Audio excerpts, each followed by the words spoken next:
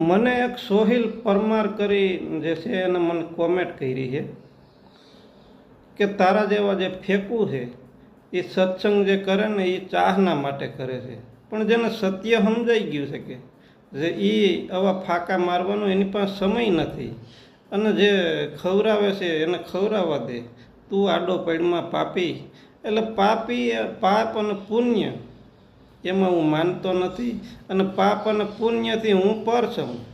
કારણ કે અખો કહે છે કે પાપિયા હોય પાવન થવા જાય, કુંવારી હોય લઈ વરનું નામ, હું તો સદા સુહાગન સુંદર શ્યામ.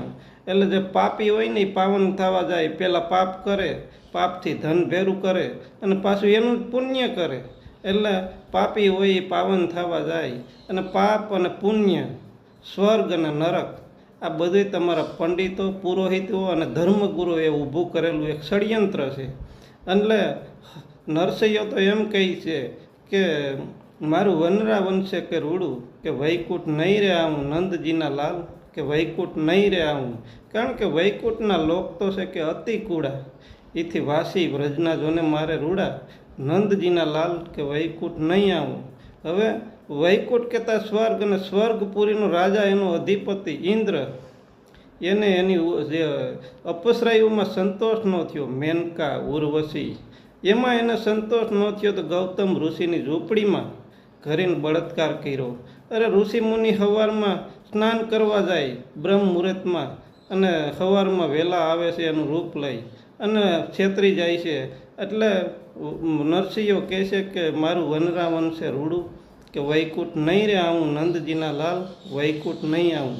તો જો એ સ્વર્ગપુરીનો રાજા ઇન્દ્ર એ ઉઠીને જો આવા ધંધા કરતો હોય તો એની નીચેના આય છે એ શું કરતા આય છે, એ કેટલા હલકા આય છે.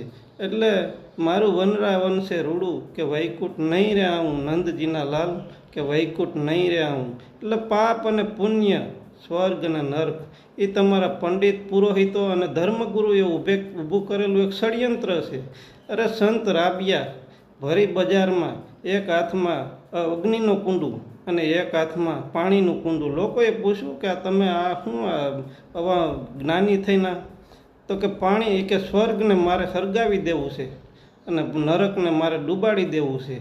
એટલે લોકોનો જે સ્વર્ગ અને નરકનો જે ભ્રમ છે એ ભ્રમમાંથી મુક્તિ મળી જાય.